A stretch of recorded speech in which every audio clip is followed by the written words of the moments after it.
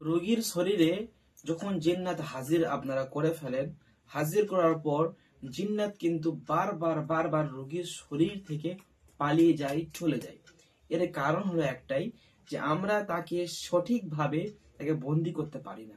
যখন তাকে আপনি হাজির করলেন মানুষের শরীরে, বাসায় হাজির হয়ে আছে, তাকে সঠিকভাবে তার শরীরের মধ্যে বন্ধন করে দিতে হয়, বেঁধে দিতে হয়। আপনি না বলা পর্যন্ত সে ওই রোগীর শরীর থেকে চলে যেতে পারবে না। এর জন্য আপনি যে কাজটি করবেন সেটি হলো, হাজির হয়ে যাওয়ার পর আপনার শাহাদাত আমলটা ওই রোগীর বুক বরাবর নেবেন। বরাবর নেওয়ার পর আপনি সূরা রহমানের 33, 34, 35 নম্বর আয়াতটা এরকম পড়বেন, এরকম গোল গোল করে করে রাউন্ড দেবেন। এরকম 3 বার পড়বেন, 3 বার রাউন্ড দেবেন। কিন্তু একটা কথা হলো, বুক পর্যন্ত শেষ করবেন।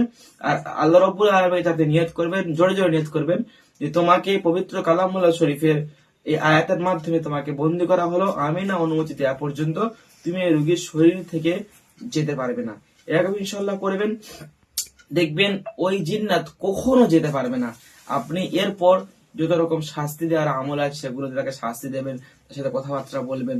এইরকম ভাবে আপনি আটক করতে পারেন। এবং জিনকে শাস্তি দেওয়া, জিনকে বন্দি করা, জিনকে জবাই করা, জিনকে বোতলের মধ্যে ভরা, যে জিন জবাই হয় না তার উপরে মৃত্যু ফেরেশতা নাজিল করা, এবং বেড়ার লোক হিজামা সম্পূর্ণ ইত্যাদি গুলো আলহামদুলিল্লাহ আস্তে আস্তে দেওয়া হবে।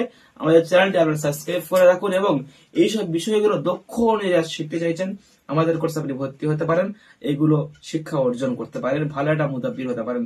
আজকে ছোট্ট ভিডিও এই পর্যন্ত ছিল। যারা নতুন আছেন চ্যানেলটা অবশ্যই সাবস্ক্রাইব করে দিন। সকালে ভালো থাকুন, সুস্থ থাকুন। আসসালামু আলাইকুম রহমতুল্লাহি ওয়া বারাকাতুহু।